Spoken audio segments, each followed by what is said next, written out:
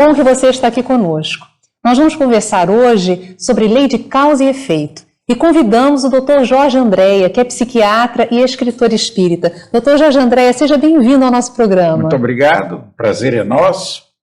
E vamos conversar. Vamos conversar sobre lei de causa e efeito. Doutor, fala um pouquinho sobre isso para nós.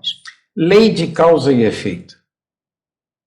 São condições vibratórias que nós estamos subordinados no universo.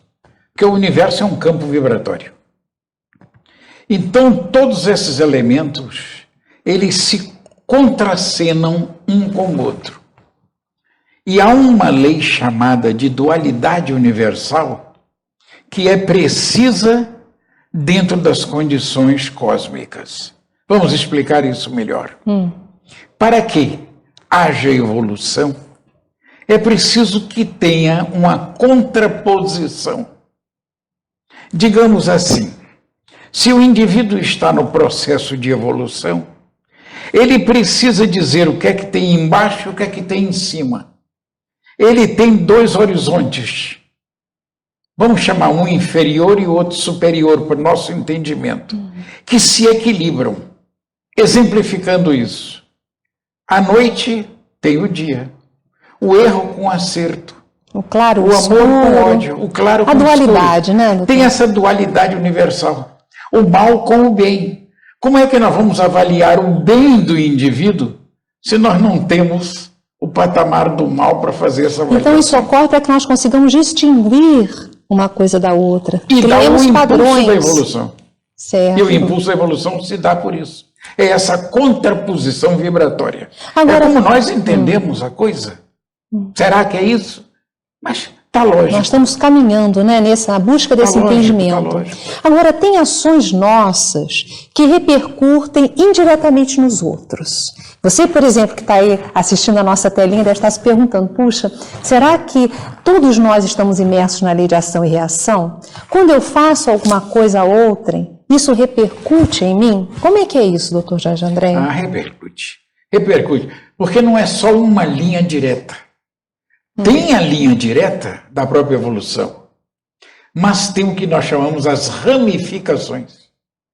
Porque o indivíduo sai um pouco da linha direta e fica naquele patamar até ajustar o patamar. Depois de ajuste, ele toma o fio novamente. São casos das reencarnações que falem de falência de determinados espíritos, que eles não retrogradam jamais, mas quando se equilibram, voltam para o processo da evolução. Isso quer dizer que todos nós caminharemos para ele. Agora, nós fazíamos um planejamento reencarnatório antes de voltarmos. Nós podemos seguir esse planejamento ou não, porque temos o livre-arbítrio, não é isso? Então, nós podemos piorar a nossa situação, ou melhorar, ou desencarnarmos na mesma? Como é que fica? Nós podemos estacionar as nossas posições, porque o espírito não retrograda. Mas isso não quer dizer que esta dívida não tenha que ser equilibrada, porque senão o indivíduo não toma novamente o fio da própria evolução. Então ele precisa, nessas ramificações, equilibrar os processos laterais. E esses processos laterais são grandes oscilações.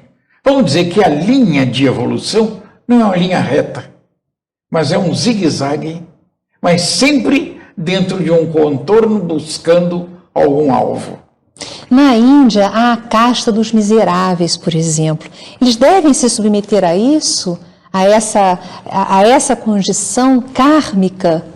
É kármico isso, por exemplo? Eu acho que sim. Que são reações.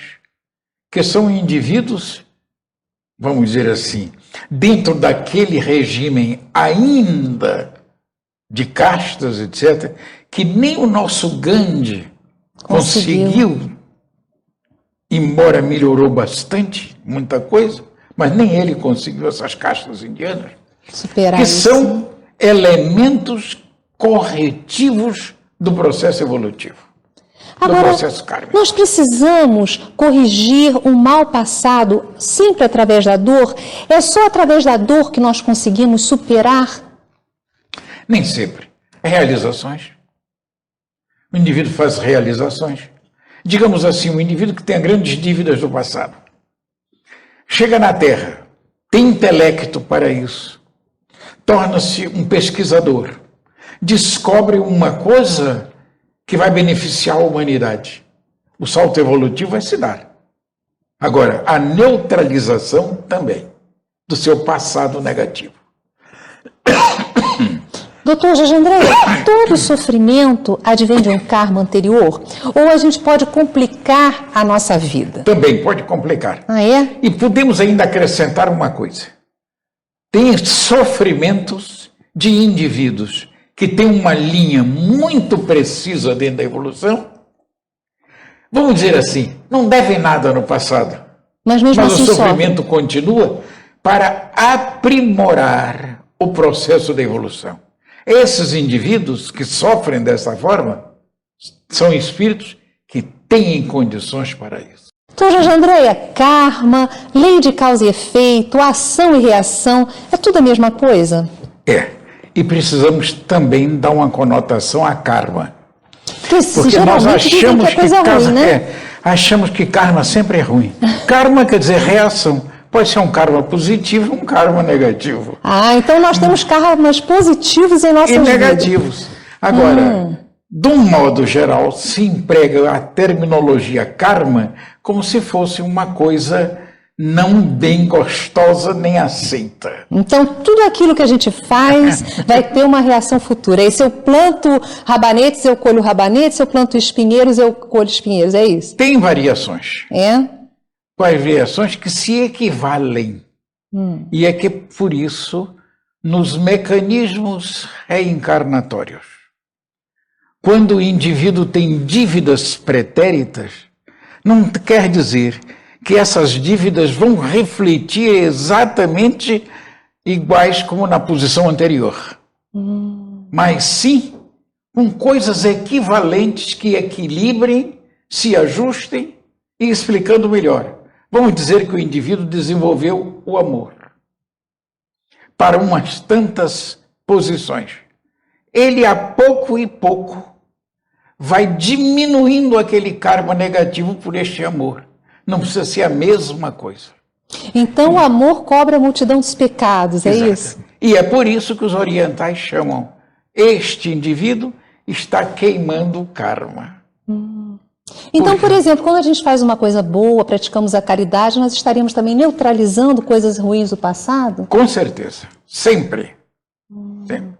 Como todos nós temos os nossos defeitos, e perdoe eu dizer, estamos encarnados porque somos necessitados. Sempre temos alguma coisa a fazer. E quando não temos, vamos dizer mesmo assim, dificuldades pregressas, só o processo reencarnatório já são impulsos evolutivos. Agora, doutor Jorge André, quem se encarrega de registrar as coisas boas ou ruins que nós fazemos? Nós ficamos com alguém ao nosso lado, um anjo da guarda, ou Deus fica lá de cima olhando? É a grande lei onde nós estamos mergulhados, mas nós temos a nossa responsabilidade. O nosso grande eu, aquilo que os psicólogos modernos chamam de self, inclusive a nossa Joana de Ângeles, que é uma das grandes mensageiras hoje da parte espiritual na Terra, ela chama de self, que é uma zona específica que nós não temos como defini-la nos seus detalhes, e a psicologia, do modo geral, sabendo que este foco vibratório existe, colocar o nome de self, mas definir isso, mensurar isso, é impossível, porque é uma zona impenetrável na nossa organização íntima, pelos métodos psicológicos atuais e conhecidos. Então, fica registrado em nós o ato que nós Tudo fazemos. registrado. Fica registrado. Né? Nós Exigindo uma reparação ou então atraindo coisas boas. Né? Ou então proporcionando evolução.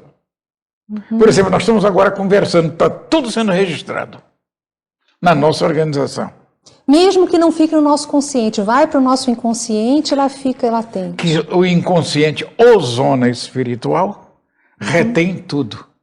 Porque tudo cabe lá dentro, inclusive o cosmos. Por uma razão, porque não há tempo nem espaço. Porque não há tempo nem espaço. Então, não havendo tempo nem espaço, cabe um mundo lá dentro. É meio difícil a gente, com as nossas medidas reduzidas da nossa dimensão, avaliar esse processo. Nós gostaríamos sempre de colocar as coisas em algum lugar que ocupe espaço. Mas esses estão introjetados num mundo vibratório e que representa o próprio universo dentro de nós. Não está complicado, muito, não? Não, está ótimo. Está muito bom. Eu tenho certeza que os nossos telespectadores estão gostando muito. E vocês já devem ter pensado assim, puxa vida, tem coisas que eu faço, que eu vejo a repercussão nessa própria existência, mas eu passo por problemas que eu não vejo, eu não reconheço a causa disso. E aí, doutor Jorge André, pode ser de uma encarnação passada ou de outras? Tudo isso tem correlações. Em que a reencarnação está presente na lei de causa e efeito? É muito difícil nós fazermos essa dosagem. Por uma razão, o indivíduo vem na reencarnação. Digamos, com alguma missão, que todos nós temos uma missão. Missão, pelo menos, de evoluir. Estamos reencarnados para isso. Vamos dizer que a gente tem essa missão. Então, o indivíduo, como é que vai mensurar isso? Há uma possibilidade de se achar que determinado espírito vai fazer isso, mais aquilo. Mas o indivíduo vem para uma família, para uma alimentação, um tipo de educação, um tempo diferente. Há uma série de conotações na Terra. E é por isso que tem essas variações. Ou melhor, que existem essas variações. E que são individuais. Agora, você ainda joga um grande fator dentro disso tudo. É a biotipologia do indivíduo. O tipo psicológico de cada um. Então, nesse tipo psicológico, ele arrecada mais. Pode dar alguma coisa a mais, pode dar de menos do que se esperava. Pode fazer alguma coisa a mais. Às vezes, com o acréscimo de que não se esperava, o indivíduo faz alguma coisa a mais. Então não existe um determinismo, né? Não, aí é que está. São as variações do livre-arbítrio. Então a pessoa pode optar, não é?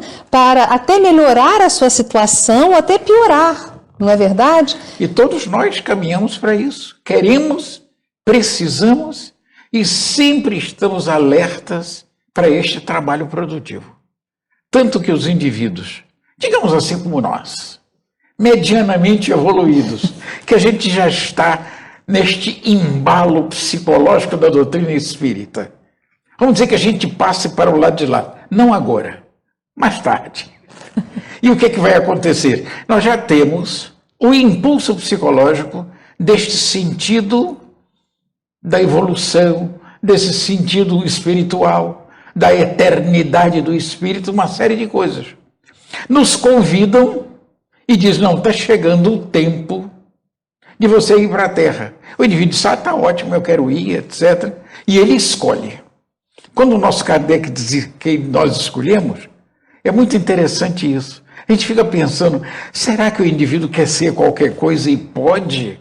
É que o indivíduo só escolhe o que está na altura do pensamento dele. Aquilo que ele tem condições, não é? Ele tem condições. Quando ele extrapola um pouco, aquilo é rebatido. Digamos assim, que eles fazem um amparozinho dessas extrapolações, etc. Mas cada um é encaixado exatamente porque é um campo vibratório. E sendo um campo vibratório, tem uma série de conotações.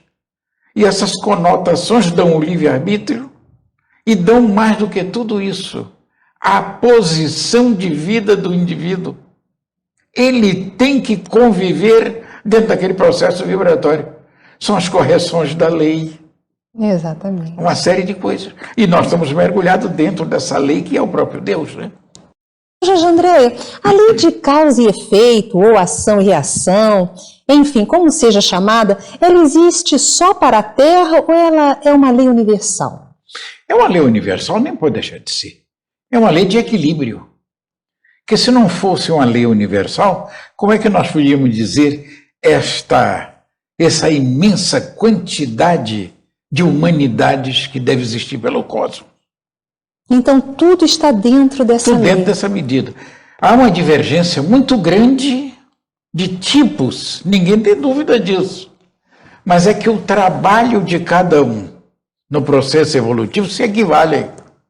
De maneira que o espírito vai chegando nas suas posições evolutivas, mesmo com corpos diversos, mas com equivalência de trabalho construtivo e de aquisições. Então ela tem uma correlata ligação, uma direta ligação com a evolução da pessoa. Sem dúvida alguma. Agora, se você me pergunta qual é essa finalidade da evolução, eu faço uma pergunta para você. Vamos lá. Eu também quero saber. Porque nós sabemos, tem uma série de respostas filosóficas, etc., religiosas. Todo mundo sabe que é para alcançar posições sempre maiores. Mas qual seria essa finalidade ideal? Um mergulho no próprio Deus? Participando diretamente de um trabalho divino? É uma coisa que transcende nossa avaliação. É verdade. Mas transcende mesmo. No Evangelho de Jesus, o amor cobre a multidão dos pecados. Né? O que isso nos fala em respeito à lei de ação e reação? É justamente isso. É um tamponamento com o trabalho construtivo dos nossos deslizes, das nossas dificuldades pretéritas. Sempre há uma necessidade de avanço com esse trabalho, que é um trabalho criterioso, equilibrado, ajustado, porque nós estamos ganhando posições consideradas positivas. De acordo com a lei de causa e efeito, se eu matei alguém, eu tenho que morrer da mesma maneira? De jeito nenhum. Não há esta posição, que pode acontecer, mas não há uma posição definida para isso. Porque o indivíduo pode vir numa encarnação na qual ele possa desenvolver ações positivas. E isso são elementos neutralizantes às suas dificuldades pretéritas. E conforme esse trabalho cada vez mais produtivo, ele acaba fazendo uma neutralização bastante expressiva. Tem indivíduos, por exemplo, que chegam na Terra com essas dificuldades ou coisas semelhantes, mas tem um processo de doença. Aquela doença seria letal para eles, porquanto seria a reação kármica negativa. Mas eles vão desenvolvendo tantas coisas que essa doença vai se atenuando lentamente, o processo vai chegando até um processo de cura, se for o caso. De maneira a sempre atenuantes muito grandes. É aquilo que comumente nós chamamos acréscimos de misericórdia.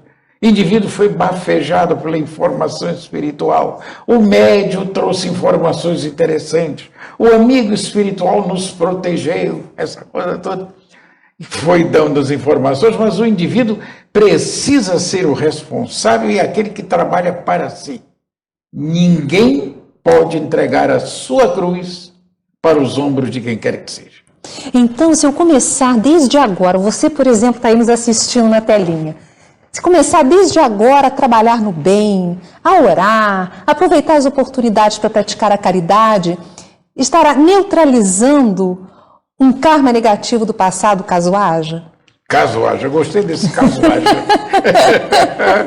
Foi muito bom. Não, claro que tudo isso vai entrar num componente de impulso evolutivo e vai neutralizar tudo, etc. Muitos indivíduos que vêm à Terra com certas determinações, ele consegue sair daquilo e não teve os acontecimentos que eram esperados, porque as reações se fazem. Mas quando o indivíduo tem positividade, ele neutraliza a ação. Então vamos falar de karma bom agora. É claro. O que nós podemos fazer na nossa existência para que ela melhore cada vez mais? Para que tenhamos prosperidade, paz, saúde, equilíbrio, harmonia? Primeiro, equilíbrio mental. E esse equilíbrio mental nós só conseguiremos com as realizações no bem. Não tem outro caminho. O bem que nós falamos aí é o amor. Sobre todos os aspectos. É a mãe de família, é o pai equilibrado, é a família ajustada, é o menino que trabalha, que estuda, que avança, etc. Claro que ele tem as mãos que lhe são dadas para os seus passos se tornarem seguros. Mas ele precisa, internamente, dentro dele, de coração, colocar as suas doses pessoais. Não tem por onde. É o caminho que cada um tem que percorrer com as suas possibilidades e os seus impulsos. Como pode auxiliar a pessoa que erra? Quem pode interferir por ela? Ou é ela própria que pode fazer o seu destino? As interferências são múltiplas. A pessoa vai se auxiliar por si própria, por interferência de amigos espirituais ou por interferência de amigos encarnados. Tudo isto está dentro das condições que a evolução nos mostra e apresenta. E as variações se perdem num mundo de fenômenos. Deus perdoa os débitos que nós contraímos, doutor Jorge André? Bom, o perdão existe, porque são os acréscimos de misericórdia a fim de que o indivíduo possa tamponar as suas dificuldades, neutralizando com construções o passado negativo. Sempre as construções, claro que atuais, com o passado negativo. Nós ficamos pensando nas crianças, né, que já nascem com problemas físicos tão graves, com limitações. Isso é devido a algum problema anterior em vidas passadas? Mas sem dúvida alguma estão ligados a problemas anteriores. Porque o indivíduo que tem uma carga vibratória N, vamos colocar assim dessa forma, com variações muito grandes e com sentidos pesados de um passado difícil, é claro que toda a sua conjuntura, inclusive a perispiritual, vai determinar no ovo, pelo processo reencarnatório, as dificuldades existentes. Em outros termos, a morfogênese, a formação de um ser por ter vibrações não coerentes com uma vida sadia, é claro que ele vai passar tudo aquilo para a zona física. Então, os nossos elementos de herança, os cromossomos, mesmo que os pais nos forneçam elementos sadios, pode haver uma distorção nesta herança. Às vezes, o indivíduo já vem com tanta dificuldade que eles já entram nos familiares que têm dificuldade genética, por atração. Certo. E quando a pessoa comete um crime, mas sem saber, sem ter noção da lei divina, por exemplo, um canibal, né, um selvagem, quando ele tem um ato negativo, tem o mesmo peso? De jeito nenhum. Eu lhe digo mais o seguinte, aqueles indivíduos civícolas que durante as guerras aprisionam o inimigo e depois pegam o inimigo e fazem um verdadeiro banquete com o seu corpo para absorver um pouco de energias dos guerreiros, etc. Esse indivíduo absolutamente não tem karma nenhum. Negativo. De jeito nenhum. Ele vai ficar oscilando nesta posição positiva, no caso será positiva, porque está encarnado, e aos poucos ele vai granjeando lentamente os mecanismos da vida evolutiva. Mas karma, absolutamente não. Isso quer dizer o seguinte, que o processo kármico está de acordo com a responsabilidade de cada indivíduo. Responsabilidade essa ligada ao plano evolutivo em que nos encontramos. Então, de acordo com o meu entendimento, Não é? A lei de ação e reação vai funcionando em mim de formas diferentes. De formas diferentes. As variações são imensas. E o que nós podemos fazer para neutralizar as coisas ruins que possam ter eco, que cometemos no passado, que possam ter eco agora? Mecanismos de vida sempre no sentido positivo. Aí o auxílio da religiosidade é formidável. O indivíduo que tem uma religião construtiva, vamos dizer, uma doutrina espírita, com fé raciocinada, e o trabalho que vai desenvolvendo dentro de uma doutrina dessa, no seu estofo, o salto evolutivo é imenso. É imenso o salto evolutivo. Ou então, os sofrimentos maiores. Sofrimentos dos indivíduos, digamos assim, que estão colocando pessoas, salvando pessoas, dando as suas horas de vida mais preciosas por alguém, esse salto evolutivo desses indivíduos são muito expressivos. Puxa, doutor Jorge André, muito obrigada por você estar aqui conosco. Nós estivemos falando com o doutor Jorge André, que é escritor e psiquiatra espírita, a respeito da lei de causa e efeito. Fique conosco.